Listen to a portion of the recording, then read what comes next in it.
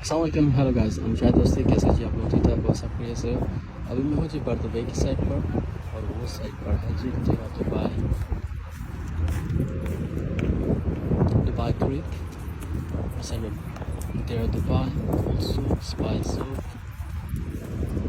और वहाँ पर वो साइड पर जाने के लिए उधर अपरा है, 1 दिरहम लेते हैं यहाँ से वहाँ पर, और वहाँ से यहाँ आने के लिए भी 1 दिरहम।